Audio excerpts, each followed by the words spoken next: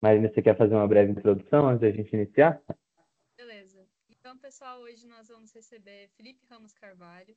Ele que é advogado do São Paulo Futebol Clube. Além disso, é formado pela PUC São Paulo. Também é especializado em processo civil pela PUC São Paulo e direito esportivo pela FIFA-CS. É membro do IBDD e da ANDD e da Comissão Especial de Direito Esportivo da OAB São Paulo. Felipe está aqui hoje para falar para a gente sobre advocacia em clubes de futebol. Tá baixo, Luiz?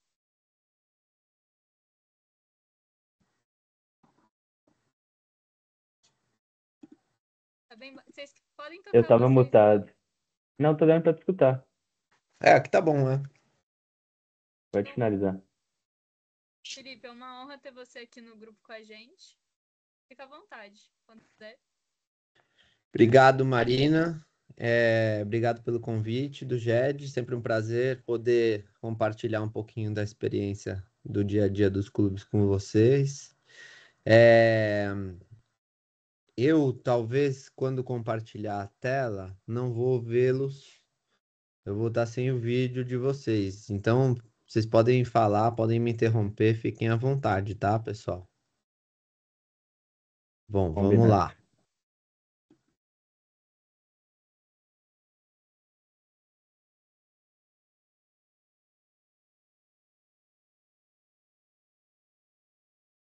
Pessoal, só um segundo que eu acho que o Felipe caiu. Vamos verificar com ele aqui um segundo.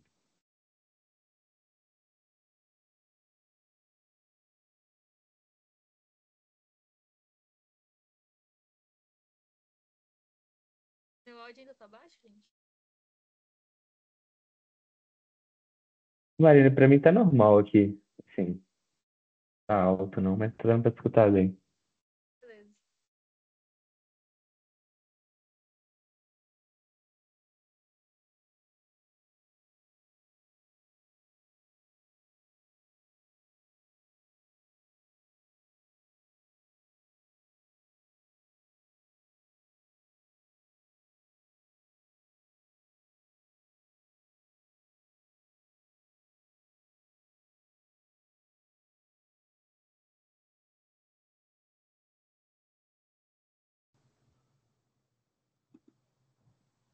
Pequeno probleminha técnico. Não tem problema. Bom, vamos lá. Aqui vocês enxergam? Estão enxergando a Sim, apresentação? sim, perfeitamente. Bom, beleza, vamos lá. Começar. Departamento jurídico de um clube de futebol. Eu falo futebol, mas aqui no São Paulo a gente tem o futebol. Aos trancos e barrancos ainda tem o basquete. é, E tem as demais modalidades do clube social, tá? Para quem não me conhece, muito prazer. Meu nome é Felipe, sou advogado do departamento de futebol do São Paulo Futebol Clube. Sou formado pela PUC e, como assim a Marina já me apresentou, estou muito honrado de vir aqui falar com vocês da UFMG. Hoje eu vou procurar falar sobre alguns assuntos com vocês que envolvem transferência de atletas, realidade prática e os principais desafios no jurídico regulatório dos clubes, a importância do entendimento jurídico no cenário esportivo nacional, as regras e os regulamentos internacionais, aí eu coloquei da Federação Paulista, CBF, FIFA, Conmebol, CAS, todos os regulamentos, os tipos de disputa, os métodos de resolução de conflito e as regras e procedimentos para fazer uma transferência internacional. Aqui na parte esquerda eu coloquei algumas transferências que o clube fez. O Lucas 2023, a Anne 2024-25, o Oscar 2024-25 e nesse último mês a renovação do Ferreira. Felipe, só Pode um falar. segundo, é porque o slide aqui pra gente não tá passando, ainda tá na apresentação, no primeiro slide da Tá apresentação. no primeiro? Tá. É, agora passou. E tá, Agora tá tá, no. tá Isso. no Tá no 2? conteúdo programático agora. Esse é o que eu tava mostrando para vocês. Não, perfeito. Acho que se eu colocar a tela inteira, vamos ver se não vai, né? Tá a tela inteira? Não, né? Vocês só enxergam Aqui o. não, é. Peraí, deixa eu ver. Deixa eu tentar fazer uma coisa. Hum...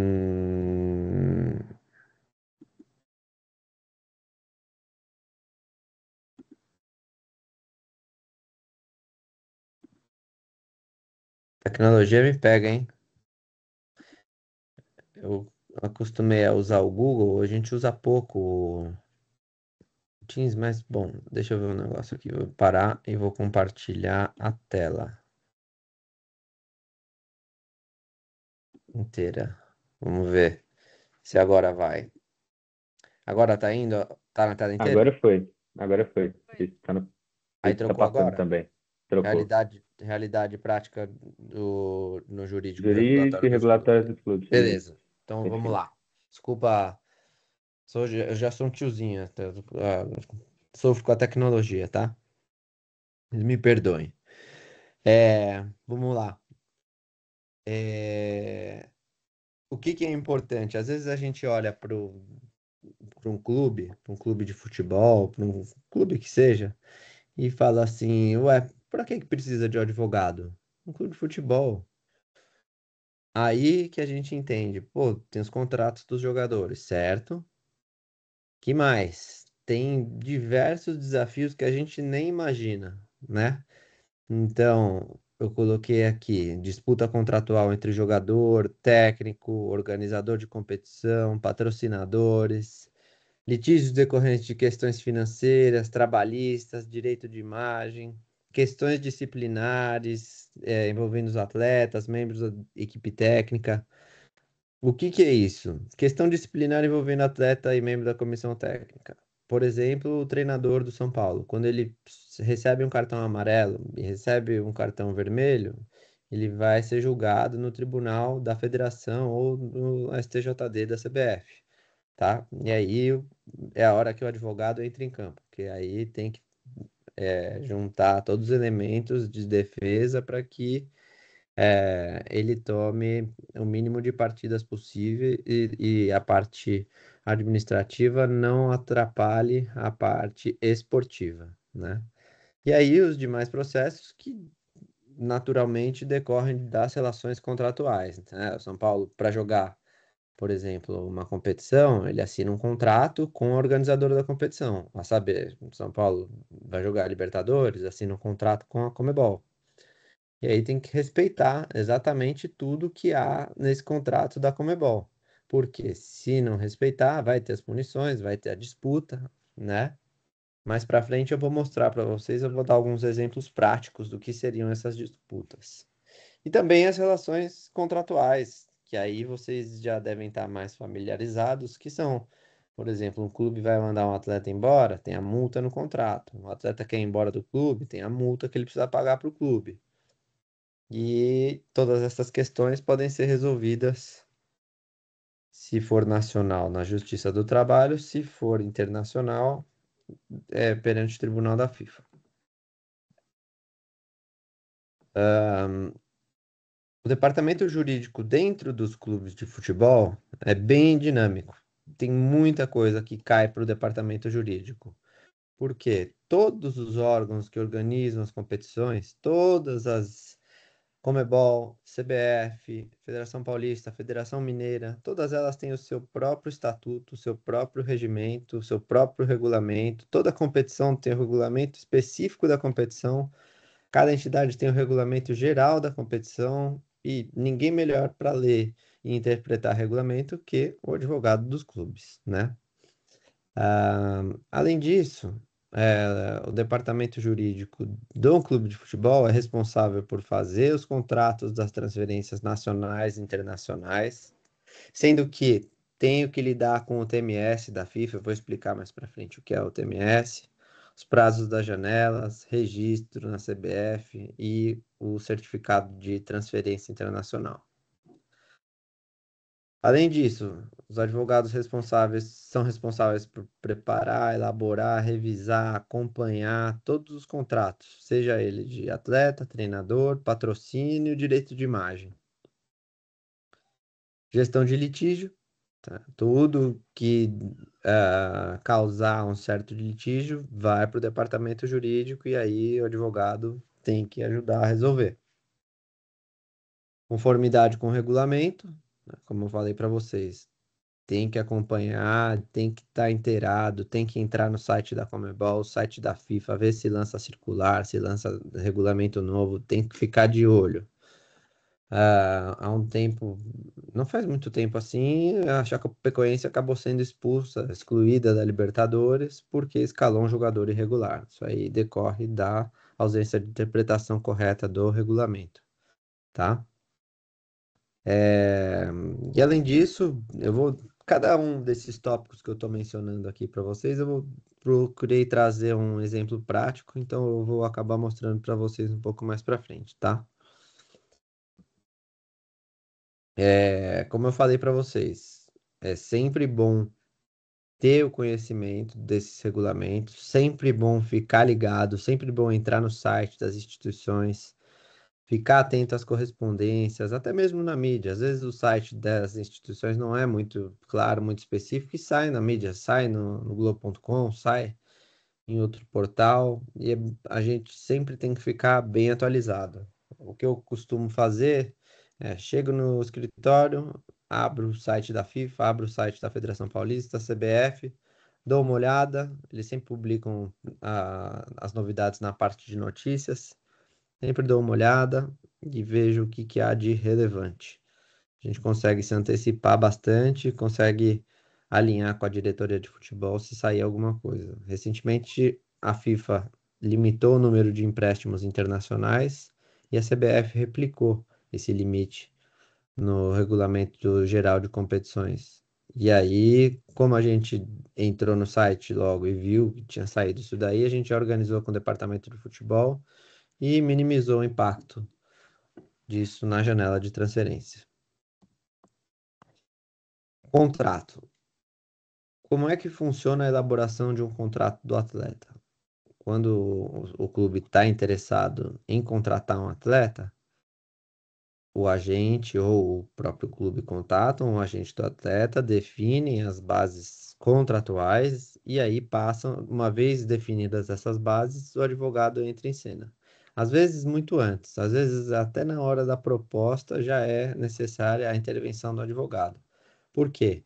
A proposta, em muitos casos, ela pode ser vinculante. Ela é considerada um contrato.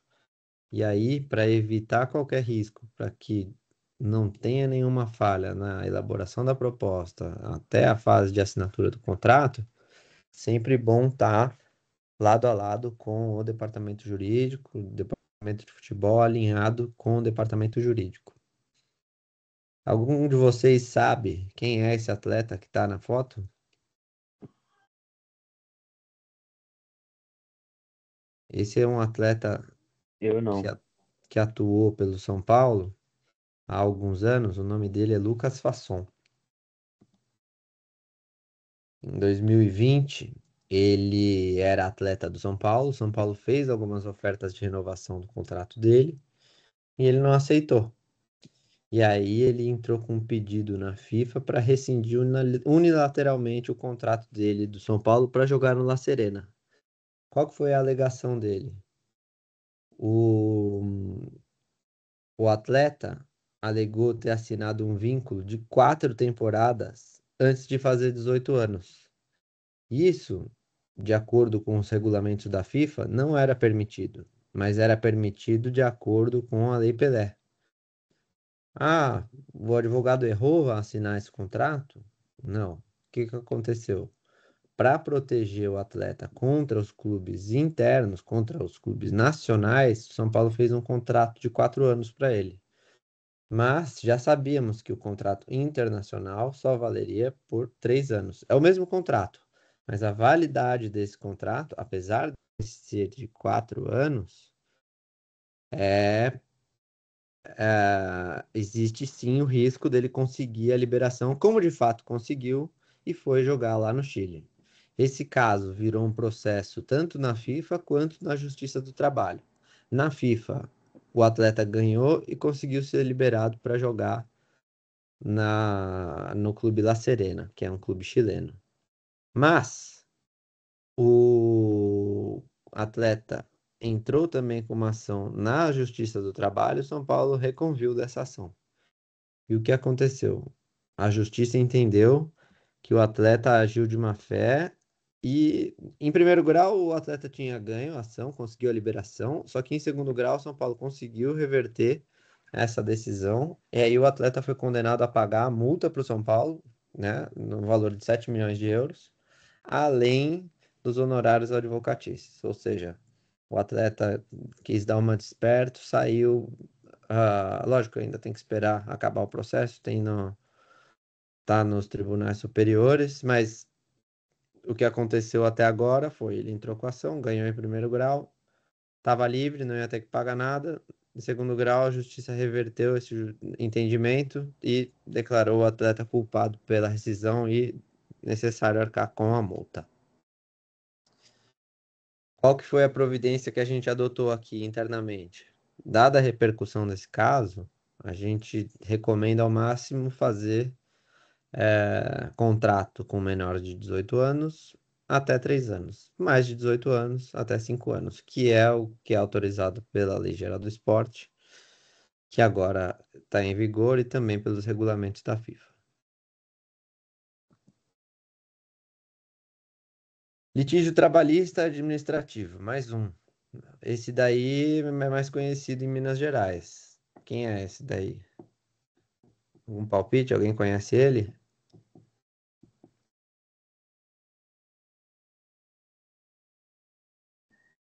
Esse é o Pedrinho. Vocês estão enxergando aí? Estamos sim, é. Tá. Esse é o Pedrinho. Pedrinho, se não me engano, ele era do América. Depois foi para um clube russo. E aí o São Paulo fez um contrato de empréstimo para ter o Pedrinho atuando aqui no clube. O que aconteceu? Ele foi acusado de ter agredido a ex-companheira dele.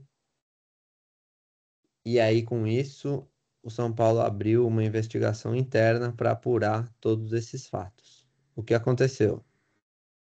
O atleta alegou para o São Paulo que isso não tinha acontecido, que em momento algum isso tinha ocorrido.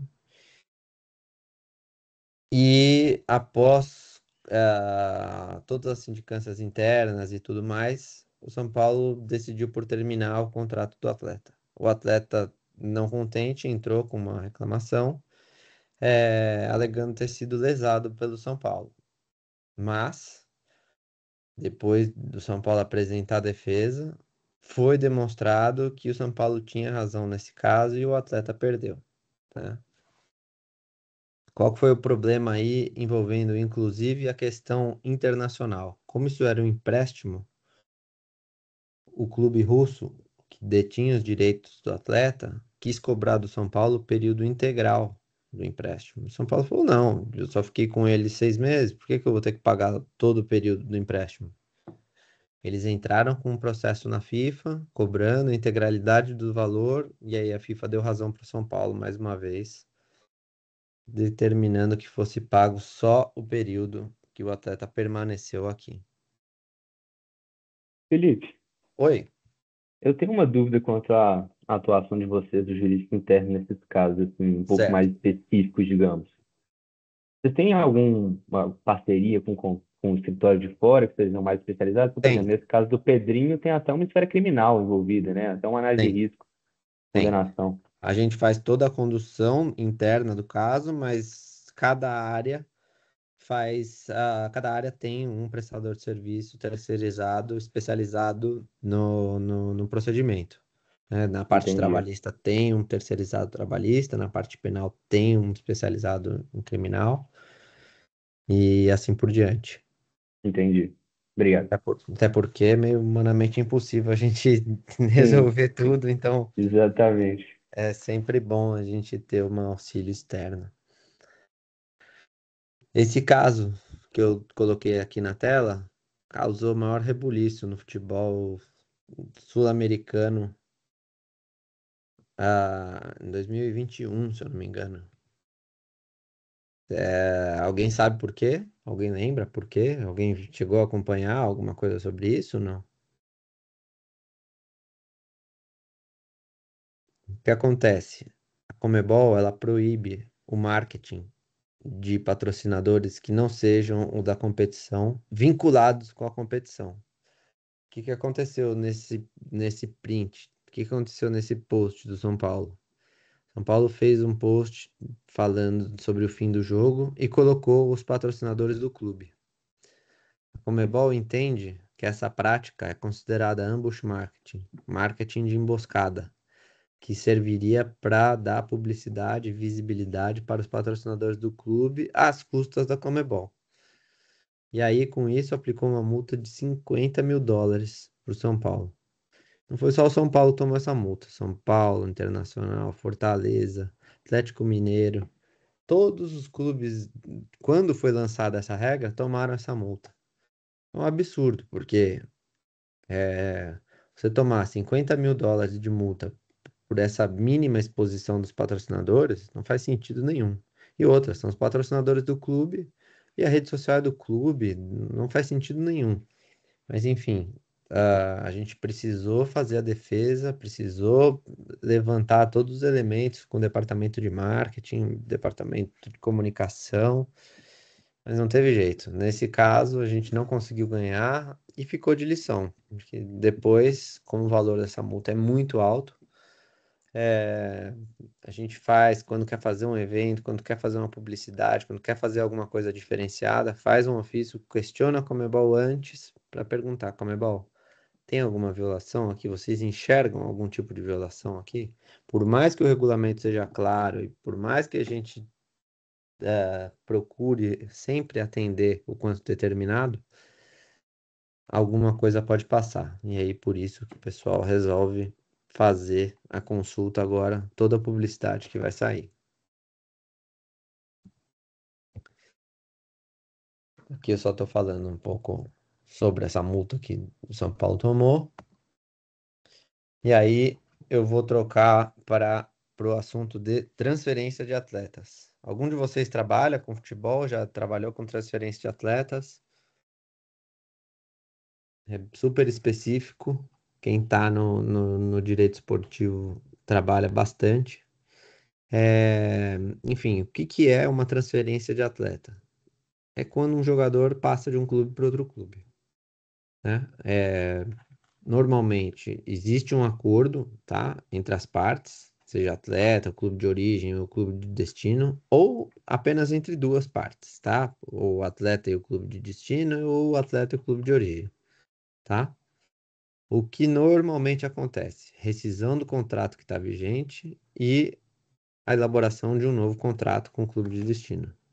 Só aí a gente vê quanta gente tem envolvida nessa operação, porque eu vou precisar fazer a rescisão do contrato atual, vou ter que calcular as verbas rescisórias do atleta, eu vou ter que preparar os novos contratos, eu vou ter que preparar os contratos entre os clubes. Se os clubes não chegaram num acordo entre si, eu vou ter que avaliar as medidas que eu vou tomar contra o outro clube, se ele está violando algum regulamento, se ele está assediando meu atleta, se eu vou ter que fazer uma defesa, né? Questão de pagamento. Eu vou ter que olhar como que o pagamento vai ser feito, onde o pagamento vai ser feito, qual é a tributação, quantas parcelas, qual é a multa por inadimplemento. Se eu falar com o meu financeiro vai autorizar. Quem é que está assinando esse contrato? Tem poder para representar o clube nessa transação? Ou seja, diversos fatores que precisam ser observados numa, colocar entre aspas, simples transferência de atleta de futebol, né? Sem falar na questão administrativa, né? Que eu preciso respeitar todos os regulamentos e as regras, seja da CBF, seja da FIFA, tá? Que são as janelas de transferência. Quando eu quero contratar um jogador sem contrato, o contrato, São Paulo quando contratou o Lucas Moura, foi pelo seguinte, o contrato dele com o Tottenham tinha expirado, acabou, ele estava sem contrato, estava livre. Então São Paulo foi direto no atleta, falou com o Lucas Moura, Lucas, você tá livre? Tá livre. Vamos assinar um contrato? Vamos fazer um contrato. E aí conseguimos registrar ele sem ter que falar com o antigo clube dele. Empréstimo. próprio nome diz, quando um jogador está registrado por um clube, mas chega a um acordo com outro por uma cessão temporária, tá? Como eu falei para vocês, ele deve respeitar também a janela de transferência, ou seja, eu só posso realizar operações de empréstimo dentro da janela de transferência. Prazo máximo hoje de um empréstimo de um atleta de futebol é de 1 ano ou uma temporada, e o prazo mínimo é uma janela de transferência, ou seja, no mínimo 3 meses, tá? Ah, quero emprestar o cara por 2 anos. Ok, você tem que fazer por 1 ano, e aí, se houver a concordância expressa dos dois clubes, existe a possibilidade de prorrogação, mas inicialmente só 1 ano.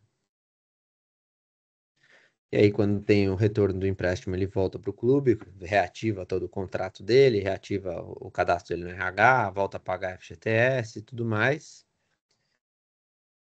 Tem a seção permanente de atleta, transferência permanente de atleta, que é quando os atletas são contratados permanentemente no clube. E essas transferências, elas envolvem o que a gente chama de taxa de revenda. O que é a taxa de revenda? Ah, o São Paulo decidiu vender o Antony para o Ajax. Ó, legal, tal. Ah, mas o Ajax só pode pagar. O São Paulo quer 12 milhões de euros, mas o Ajax só pode pagar 10 milhões de euros. O que acontece? O São Paulo fala: não, então beleza, então eu vou te vender por 10 milhões de euros, mas eu quero ficar com uma futura revenda desse atleta.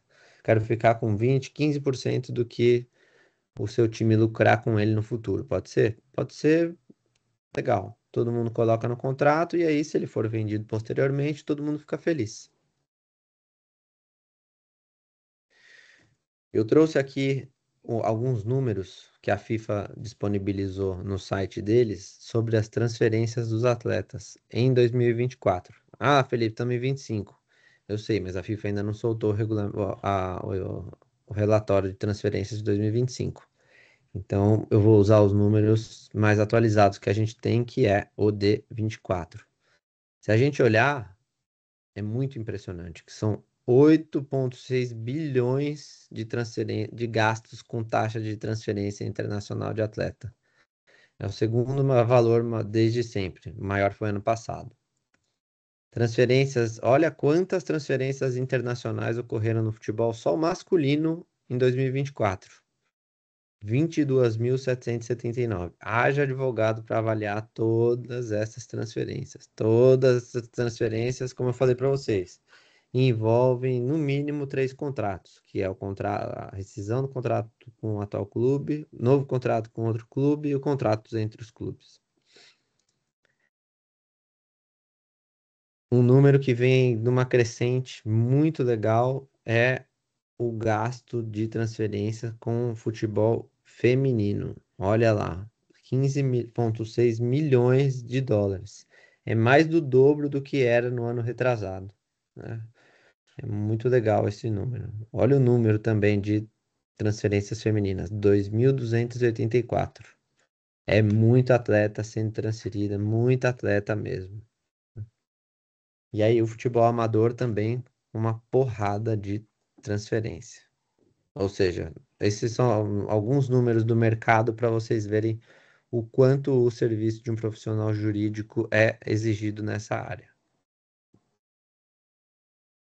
Aqui um gráfico comparando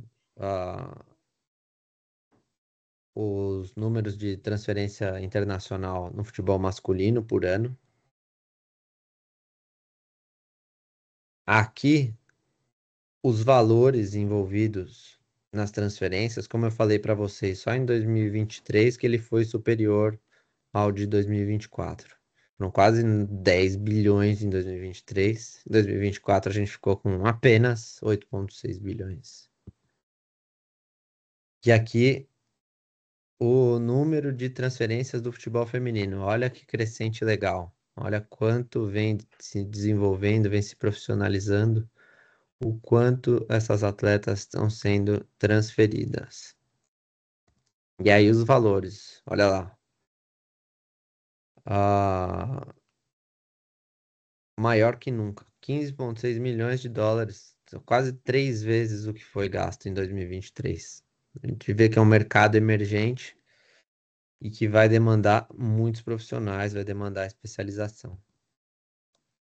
Aqui eu separei também do relatório da FIFA quais foram as 5 maiores transferências femininas e as 5 maiores transferências do futebol masculino. A gente vê no futebol masculino que não houve nenhum brasileiro envolvido, e no futebol feminino já tivemos a Priscila, que saiu do Internacional e foi para o América do México. Isso é muito legal, mostra a globalização do futebol. A gente tem 2 atletas da Zâmbia liderando aí o valor de transferências. E no masculino, os clubes europeus dominando o mercado. Atlético de Madrid, PSG com 2 das maiores transferências, chegou lá na final da Champions League. O Manchester United estava na final da Europa League, perdeu para o Tottenham, e o Barcelona estava na semifinal da Champions.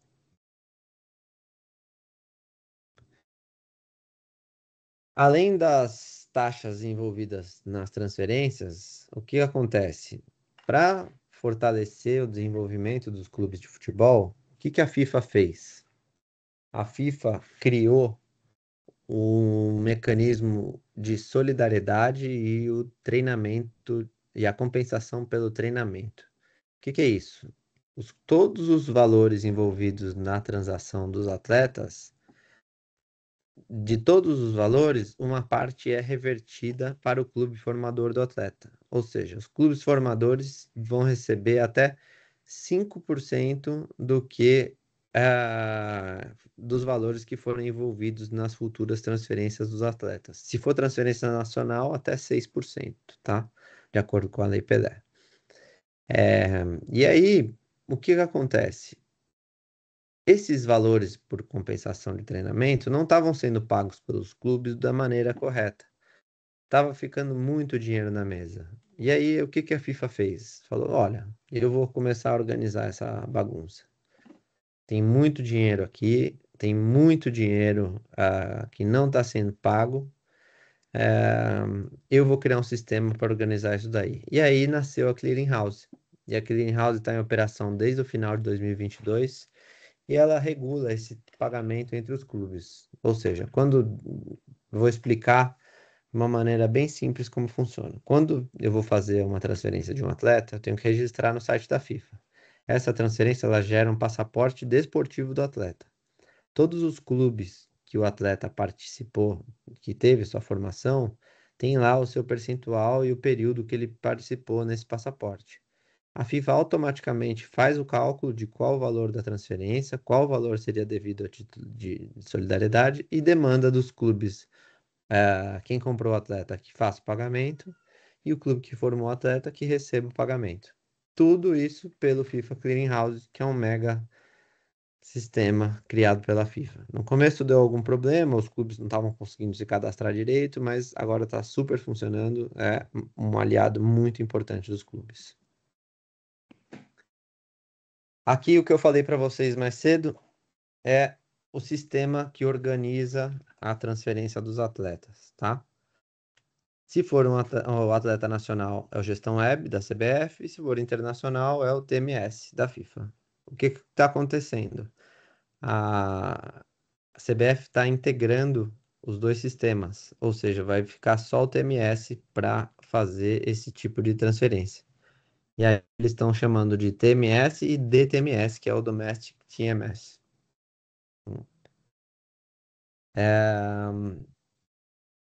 Essa daqui, praticamente uma cópia da tela do TMS da FIFA, tá?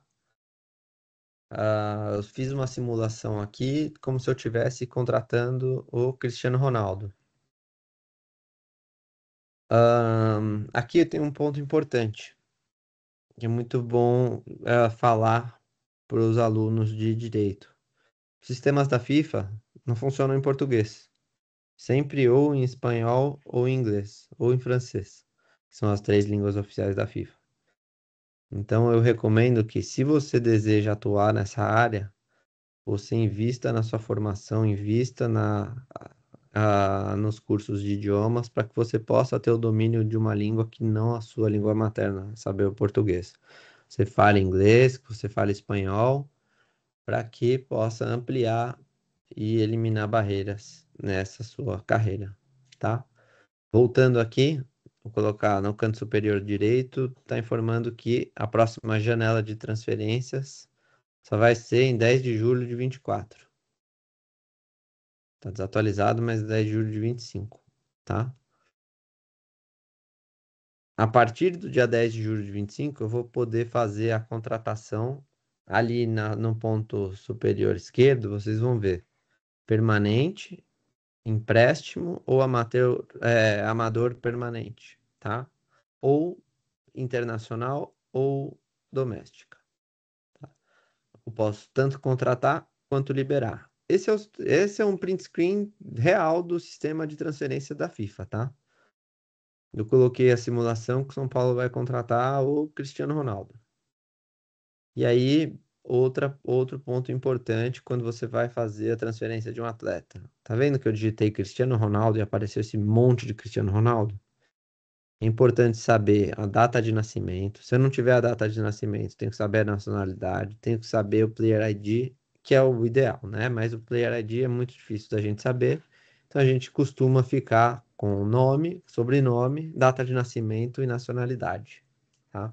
Se o jogador não existir, o que que acontece? Tenho que criar um jogador.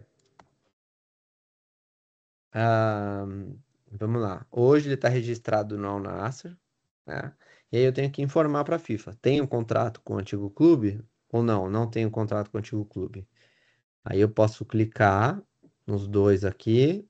Sim, tem um contrato. E aí eu coloco o Al Nassr. Por quê? Esse sistema vai notificar o Al Nassr para confirmar. Vai falar, Al Nassr, você vendeu o Cristiano Ronaldo para São Paulo? Tem o contrato? Mostra pra gente. Ambas as partes têm que instruir o TMS. Se uma das partes não faz a instrução correta no sistema, o sistema não faz a transferência e o atleta não é transferido. Tenho que informar se existe algum agente de futebol representando o clube ou o atleta relacionado à transferência. Qual que é o prazo do contrato? Aí, de novo, aquela questão que eu falei para vocês, dos 5 anos, dos 3 anos, a FIFA está de olho. Se tiver errado nesse sistema, a FIFA vai considerar o que tiver aqui. Qual que é o salário e se existem outros tipos de pagamentos a serem feitos para o player. Aqui é a parte dos pagamentos. Lembra que eu falei para vocês que a FIFA calcula automaticamente os valores dos mecanismos de solidariedade e compensação por treinamento? É por conta dessa página aqui. Aí eu tenho que informar se tem uma tarifa de transferência fixa ou se foi pago a cláusula de multa do atleta para liberar ele. Se existe alguma transferência condicional, se eu vou pagar mais por ele atingir alguma meta, ou também aquele sell-on que eu falei para vocês, que é a taxa de revenda, que é o percentual que o clube mantém caso o atleta seja vendido para um terceiro. O valor envolvido na transferência, e aí eu tenho que colocar se é em parcelas, se é normal, se é diferente, né? Agora, é... TPI e TPO. Vocês sabem o que é? Alguém já ouviu falar sobre isso? É uma norma que a FIFA criou para que não exista influência de terceiros na elaboração dos contratos. Influência eu posso entender como São Paulo vendeu um jogador para o Betis, mas colocou uma cláusula que o Betis não pode revender para o Palmeiras. Isso não pode. A FIFA considera esse tipo uma influência no contrato do atleta e proíbe esse tipo de influência. E aí também a gente tem o TPO. O que é o TPO?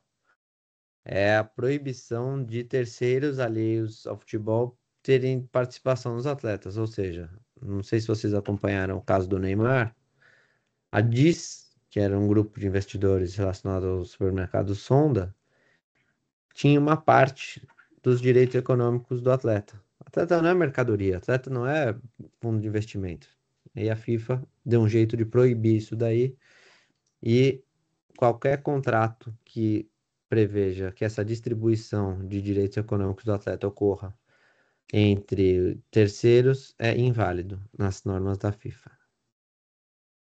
Felipe, só um Oi, segundo sobre esse último slide. É pode porque falar. nisso que você mencionou de. Tem até mesmo uma pessoa com a mão levantada, depois eu te passo a palavra, Guilherme, um segundo. Isso que você mencionou também do São Paulo poder incluir uma cláusula num contrato, por exemplo, do Antony com o Beto para não vender para o Palmeiras. Certo, Se eu não estou enganado, teve um caso aqui do Fred, eu sou atleticano, então, quando ele foi transferido para o Cruzeiro, eu lembro que tinha uma multa por ter sido transferido para o Cruzeiro. certo. Pode ter a inclusão dessa multa, assim, não pode Eu alego, impedir a contratação. eu entendo que essa multa é TPI. Eu entendo que essa multa é inválida porque é uma influência no contrato do atleta e eu abriria se eu fosse o advogado de um dos clubes, alegaria que essa multa é inválida. Sim.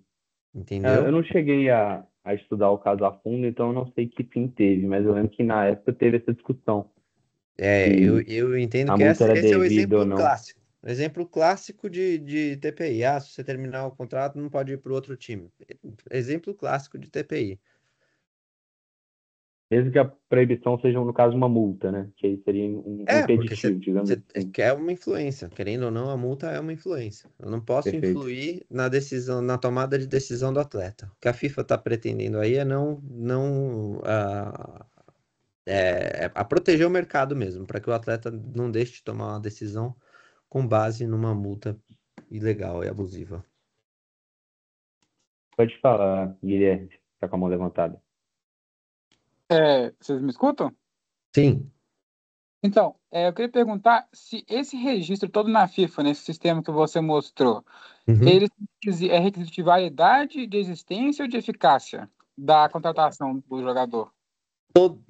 Se não existe esse registro, a transferência ela não existe, Ah, tá? tá. Entendi. Ela só vai ser efetivada, ela só vai ser válida se eu tiver esse registro, tá? Tá. Obrigado. Se eu não fizer o registro no sistema da FIFA, a CBF não, o que a gente chama de publicar no BID. A CBF não vai publicar no BID e o atleta não vai ter condição de jogo, não vai poder atuar, tanto nacional quanto internacionalmente. Entendi, obrigado. Imagina. Tem mais alguma dúvida? Sobre esse ponto, eu acho que não. Tem algumas perguntas no chat, mas Ah, a acho que eu gente posso ler ao joga final. depois. É isso.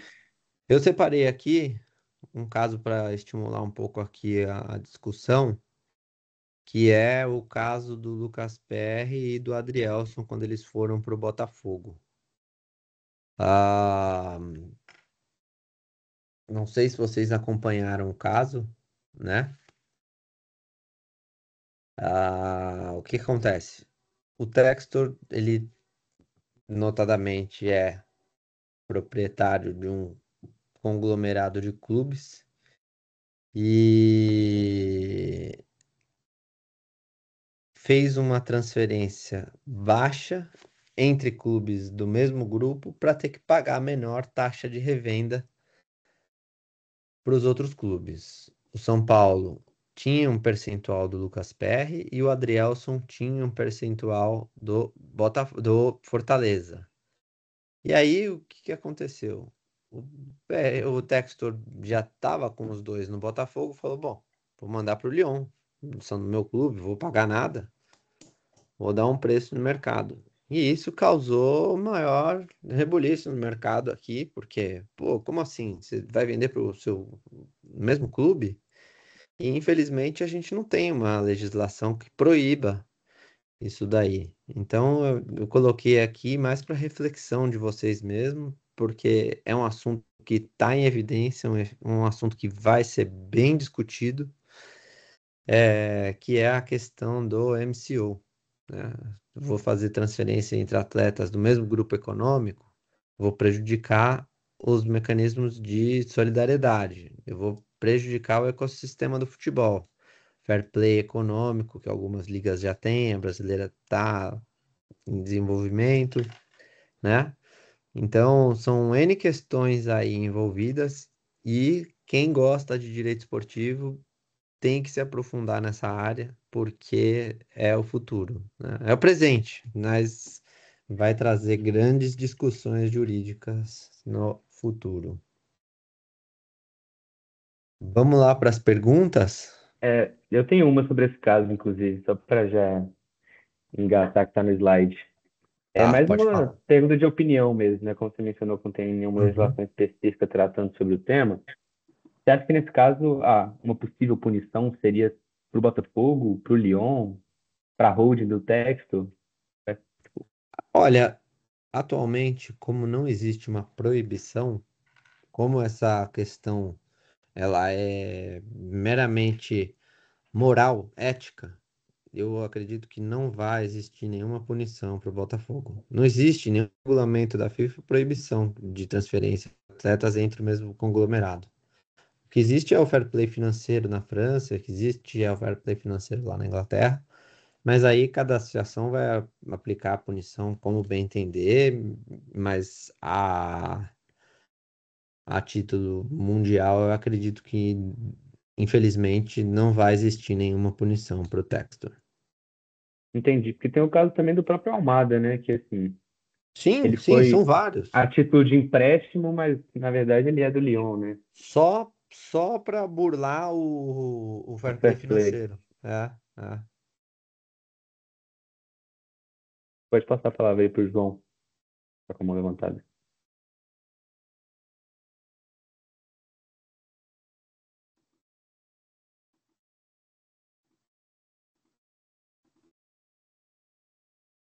João, o seu microfone está mutado. A gente não te escuta.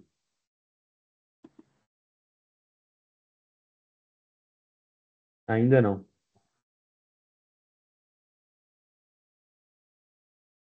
É a respeito da pergunta que o senhor fez no chat? Não? Se o microfone do senhor estiver ruim, você pode digitar no chat isso. Digita que eu leio aqui para o senhor. Isso, eu tô Mas a com o primeira chat agora. pergunta, a primeira pergunta que ele fez foi de como seria a relação do advogado do clube com o advogado do atleta se não houver consenso, por exemplo, no caso de uma venda, uma transferência de um atleta. Tá. Os advogados, tô falando de situação normal, tá? Pode ser que ocorra alguma situação diferente, mas normalmente os advogados só entram em cena quando já está a parte comercial resolvida. Tá?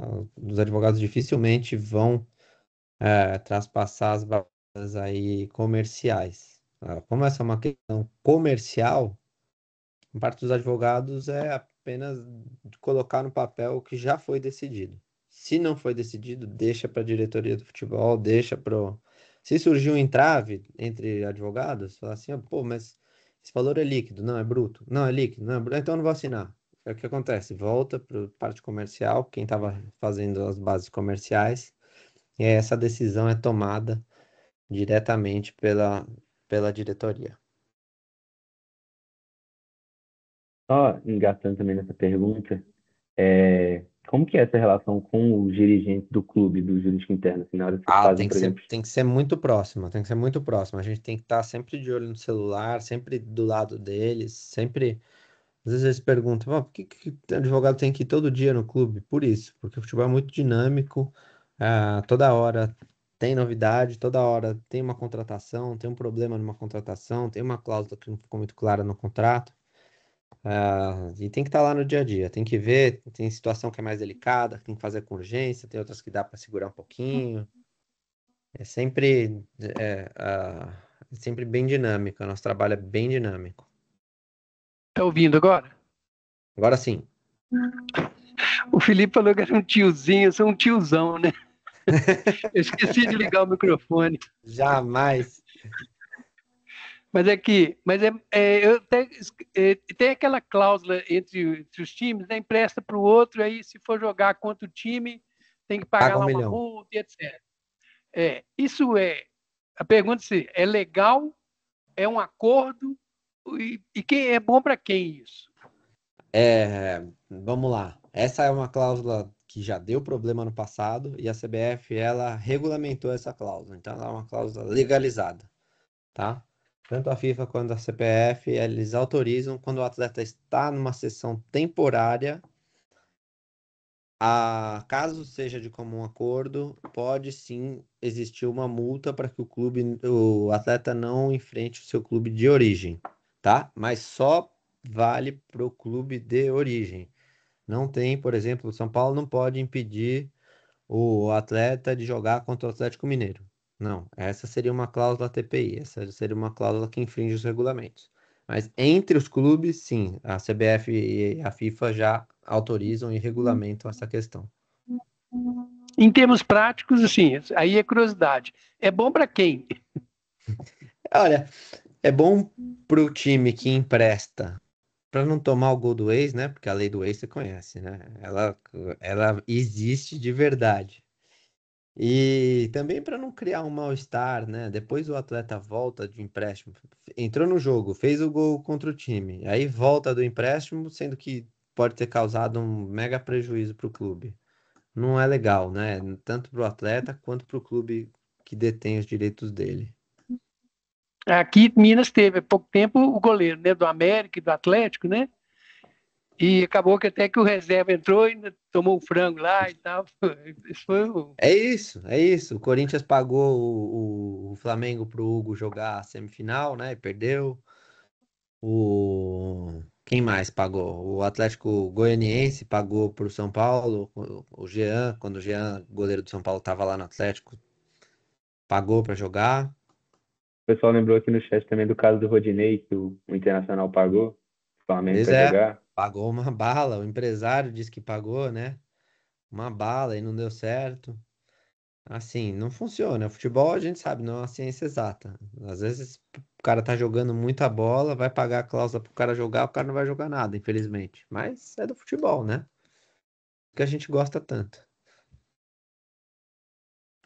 Deixa eu só fazer mais uma pergunta e avisar também só uma questão de burocracia do grupo, que o link do formulário de inscrição já foi disponibilizado no chat, e aí vocês preencham com o mesmo e-mail que vocês se inscreveram para fins de emissão de certificado junto à faculdade. A minha pergunta aqui também era mais da atuação no jurídico interno em momentos que não, que a janela, por exemplo, agora que a janela de transferência está fechada, né? Assim, o que vocês costumam lidar no dia a dia? Como que é a sua rotina de trabalho? Tem bastante trabalho. Não sei se você tem acompanhado o noticiário. Eu tô falando só do São Paulo, tá? Porque eu trabalho no São Paulo, mas lógico, essa situação ela reflete em todos os clubes. Ah, saiu agora no Globo.com que o Zubeldia tomou 2 jogos de suspensão, aí a gente fez a defesa dele no tribunal.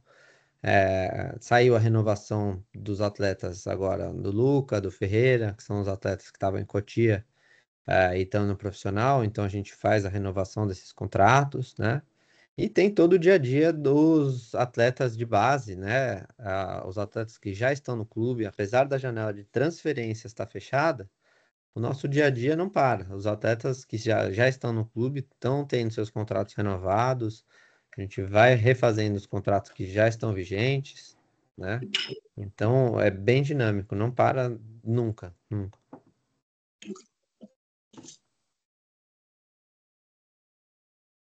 Ó, tem mais. Ó, pode falar, Felipe, você levantou a mão. Tem uma pergunta no chat depois. Beleza, Felipe? Primeiro, um prazer aqui. Estava mais quieto aqui na reunião, mas também sou coordenador. Na verdade, eu até já formei, agora eu sou meio que um conselheiro aqui do grupo. Mas Bem eu queria legal. te fazer uma pergunta até relacionada ao meu TCC. Eu acho que vou linkar aqui dois tópicos que você trouxe. O primeiro é o TPO, que foi o cerne do meu TCC, digamos assim, e até relacionar um pouco com essa questão do MCO, né? Uhum. Que é o seguinte, o que eu discutia no meu TCC era sobre como que foi o que ocasionou o TPO no futebol brasileiro, como que os times, os empresários todos se adaptaram diante desse cenário. Porque o motivo principal do TPO, pelo menos em tese, seria garantir a integridade do esporte, né? Diminuir a influência ali dos terceiros. Mas beleza, surgiram outros mecanismos, pelo menos é o que eu entendo e eu defendo lá no TCC, que fazem com que os terceiros continuem participando, em certa medida. O próprio exemplo é a SAF, né? Então, a SAF, antes, por exemplo, no TPO, o empresário, né, ele adquiria ali os direitos econômicos e lucrava a partir disso. A partir do momento que ele foi proibido, ele pode comprar agora o próprio clube e ganhar com as vendas, entendeu? O clube pode valorizar, ele pode fazer igual, por exemplo, o Ronaldo fez no Cruzeiro, bem, comprou a SAF e depois vendeu muito mais caro, então ele ganhou em torno disso. Então, assim, ou mesmo não precisa nem ser a questão da SAF. Os exemplos, por exemplo, da Leila no Palmeiras, ou então do Rubens Menin no Atlético também, que eles fazem empréstimos assim com os juros reduzidos em relação ao que seria de um banco e tal, e ganham a partir disso lá na frente, e tudo mais. No caso do Atlético, inclusive, isso ocasionou com que eles se tornassem, né, os acionistas da SAF. E, enfim, o que que você pensa disso? Você acha que, de fato, o TPO fez efeito, ou se no final das contas só fez com que surgissem outros mecanismos ali para influência de terceiro? Como que a gente pode fazer para combater isso, se é que precisa combater? O TPO ele diminuiu, ele não extinguiu a participação de terceiros, né? Como você bem observou, foram criados novos mecanismos que, de certa forma, burlam essa proibição, né? É um problema que a gente enfrenta no dia a dia, até porque existe a disparidade entre os clubes que são SAF e os clubes que não são SAF, né? É, mas a gente está aqui para isso, vocês estão aí para isso, para inventar, para interpretar a regulamentação, para interpretar a legislação, para que a parte comercial possa ser atendida sem violar qualquer tipo de regulamento, né? Nesses casos que você mencionou, eu não vejo nenhuma violação de regulamento. O caso do Palmeiras é patrocínio, o caso das SAFs foi feito de acordo com a legislação. Tem algumas SAFs que foram feitas de uma maneira não tão correta, outras foram bem corretas, algumas deram certo, algumas não deram certo, algumas levantaram taça, outras não. Mas o futebol é isso, é bem dinâmico, tem que se atualizar no dia a dia, tem que estudar, tem que avaliar. O seu chefe chega para você e fala assim: olha, eu quero fazer isso, se vira. Se vira. Ah, mas não pode, regulamento. Se vira, acha uma brecha, acha um jeito que possa, tá?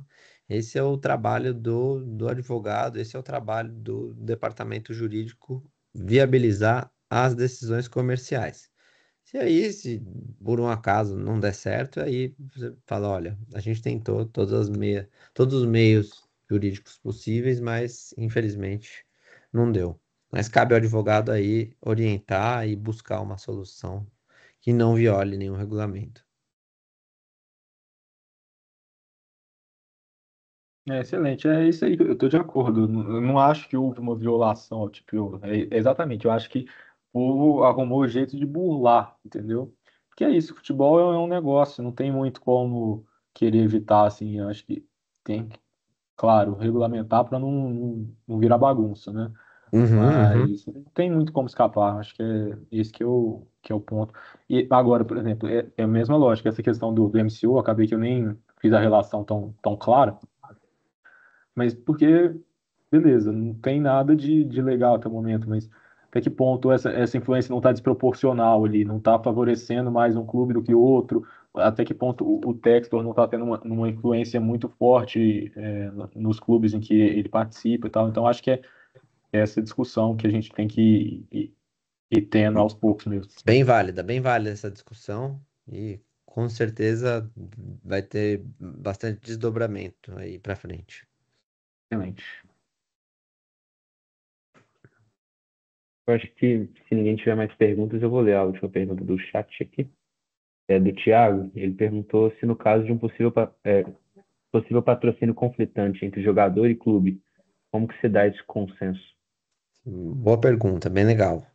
É, Quando a gente vai fazer o contrato de imagem dos atletas, a gente procura deixar bem detalhado, bem estabelecido quais são os limites, né, dessa exploração da imagem do atleta. Por quê? para não ter esse tipo de conflito entre o patrocinador. O patrocinador master do São Paulo é uma casa de apostas e o atleta tem casa de apostas, tem um patrocínio pessoal da outra casa de apostas. E aí, como que a gente costuma separar a imagem individual e a imagem coletiva? Quando eu estou na imagem individual do atleta não relacionado ao clube, ou seja, nos momentos que ele está em casa, sem uniforme do atleta, sem nada vinculado ao clube, ele está livre para fazer o tipo de publicidade que ele quiser, desde que não conflite com as do clube. Caso essa publicidade vá conflitar com as do clube, aí a gente pede que ele comunique à diretoria para que tente chegar num acordo com o patrocinador. Vou usar o exemplo de uma casa de apostas. Se um atleta quer fazer propaganda para uma casa de apostas diversa da casa que patrocina o clube, está lá previsto no contrato que ele precisa de uma autorização expressa para fazer isso. Se ele se for fazer vestido de São Paulo, vestido com os uniformes do clube, aí ele não pode de jeito nenhum, tá? Então a gente procura prever tudo isso no contrato, sob pena de rescisão, multa, e tudo mais que tem direito. Não precisa pagar a imagem, tem N punições caso o atleta queira seguir fazendo uma publicidade conflitante contra a do clube. Desculpa, eu não conheço o caso do Rodinei, não tive tempo de me aprofundar, mas vou dar uma olhada depois daqui da aula.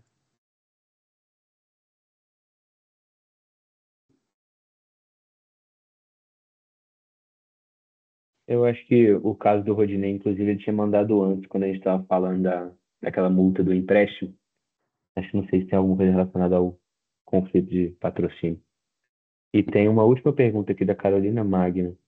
Em um contrato seletivo, tem que se dar apenas quando abre a janela de transferência ou pode em qualquer momento para quando abrir as janelas acontecer a contratação? Um contrato seletivo? O que seria um contrato seletivo? Boa Quando... noite, tudo bem? Vocês Oi, estão me escutando? Carolina, tô ouvindo. Então, é porque teve uma hora que você falou que tem tipo um acordo entre o clube e o atleta para ter tipo uma contratação. Só que eu fiquei na dúvida se antes de abrir a janela de transferência, pode ter esse acordo para no futuro ter a contratação, ou esse acordo só pode ocorrer quando a janela de transferência abrir.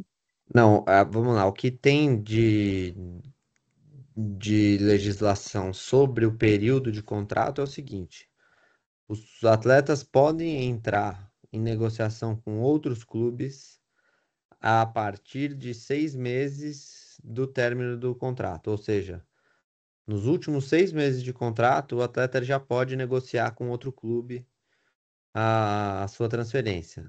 Antes disso, não pode. É considerado assédio e aí o clube que assediou o atleta pode ser punido, tá? Se um atleta está livre no mercado, não tem contrato com ninguém e quer fazer um novo contrato com o clube, o contrato dele anterior deve ter sido encerrado antes do fechamento do última janela, tá? Se o atleta se liberou antes do fechamento da última janela, aí sim ele pode fazer um novo contrato com o clube a qualquer momento. Se não, só quando abrir a janela. Entendi, muito obrigada. Eu devo ter entendido o nome errado, o tipo de contrato, mas está tudo bem. Obrigada. Então fechado. Imagina. Obrigado você.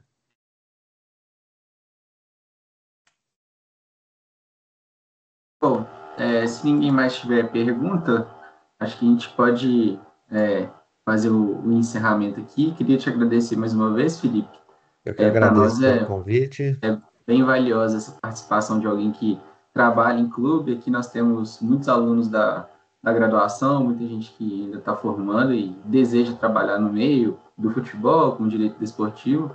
Então, poder contar aí com seus relatos, os casos práticos relacionados ao dia a dia, as atribuições, né, de um advogado de um clube de futebol, um gigante, né, do nosso futebol, que é o São Paulo, foi bem enriquecedor. Então, em nome do grupo, faço esse agradecimento.